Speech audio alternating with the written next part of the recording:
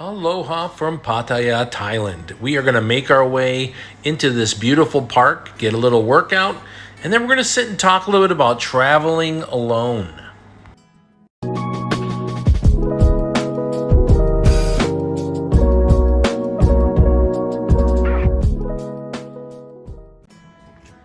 Here we are in Pattaya, Thailand, a beautiful park up here on Prat Mak Hill. Let's find ourselves a place to sit and talk a little bit.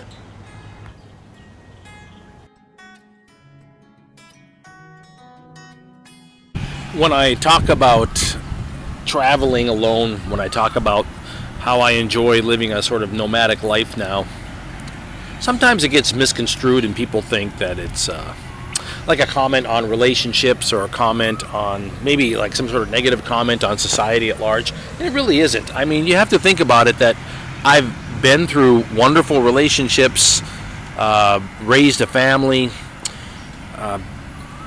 I've lived in society, not only in the West, but also all over the world. I've lived in big, bustling cities, been around lots of people, did well in those environments, enjoyed them, had fun, thrived. It's really not the reason why I enjoy traveling alone now. It's really something to adapt to at first. To be able to, first of all, you pack for yourself, you budget for yourself, you have to think about your lodging.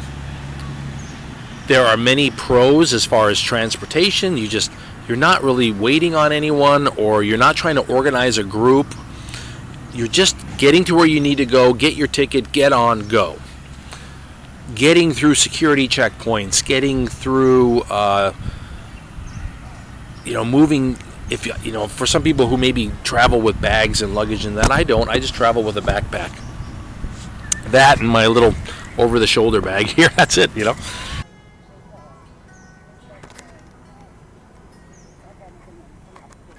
I travel very light. That's something that I love to. And, when it comes to what you're going to eat and planning your day, it makes things far less stressful, and it makes things just peaceful. It puts your minds at ease. Is it going to be exactly right for you? Is it right that just traveling and not being with anybody while you travel, that's right for you? It may not be.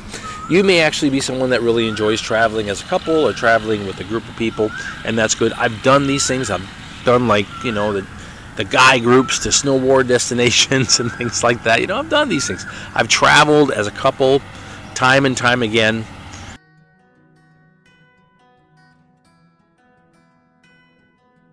And I have to say that my favorite way of traveling is single. I really enjoy it. When I get to locations, I tend to meet up with people that I know. I make friends. It's one thing that I really encourage when people do travel alone is make eye contact, smile, say hello to people. A smile goes a long way. It's something that I say, it's a universal language. The smile is the universal language. And you will chat with people, especially when I chat with expats and I'm abroad. I love to listen to their stories. I love to listen to what brought them to where we both are at that time. But it gives me time to think, time to plan. Gives me time to reflect, and it really lets me turn things off. I'm not worried if someone else is happy, if someone else is satisfied, if someone else has forgotten something, if someone else, what they want to do. Am I doing what they want to do? Are they happy being with me? Would they rather be with someone else? Would they rather be somewhere else? I don't worry about any of this at all, and it's wonderful. It is really a stress-free type of travel.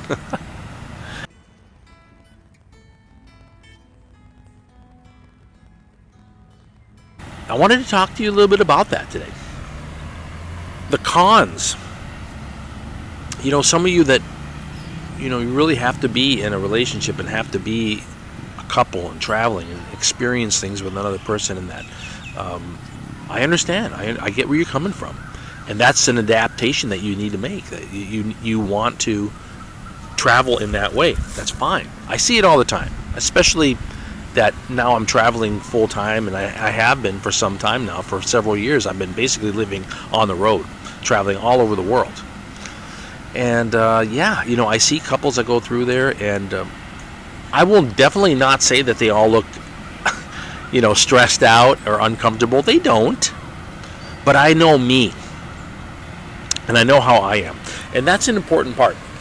It's an important part of nomadic life, and kind of also just an important part of growing up. It's an important part of just maturing, is to understand that you don't make decisions based upon what's right for other people. You make decisions based upon what's right for you. I've been through the other phases. I've made the decisions that are correct for my family, for society. I've served my country. I've served my, you know, the city that I worked in. You know, I served them. And now I'm making more decisions for me. And it feels good.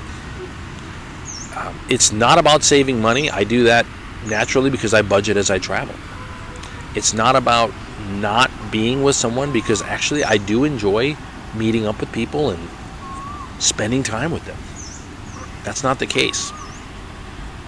I think it's just a time in my life now where this is really where I want to be, and what I want to be doing. And traveling alone like this, and being single like this, is not a lonesome. Being alone is not being lonesome. They're two very different things. And you can be in a relationship and be very alone. But this is the truth. Okay? But if you can be by yourself and be at peace, you've achieved a great serenity that cultures around the world have spent thousands of years attempting to achieve and perfect. And in this modern day and age, we still pursue that serenity, peace, and we have our own ways of doing it. And for me, this is the way. This is the way. So let me know what you think. What are your thoughts? How do you find your peace and serenity? Are you a single traveling person? Are you someone that likes to be in a couple? And more power to you if you do, by the way. More power to you. I'm just curious. And I'm having a wonderful time over here. I'm just relaxing in Thailand, enjoying it. It's very peaceful. We've had really good weather. Nice sunny weather today. We'll talk again. Bye now.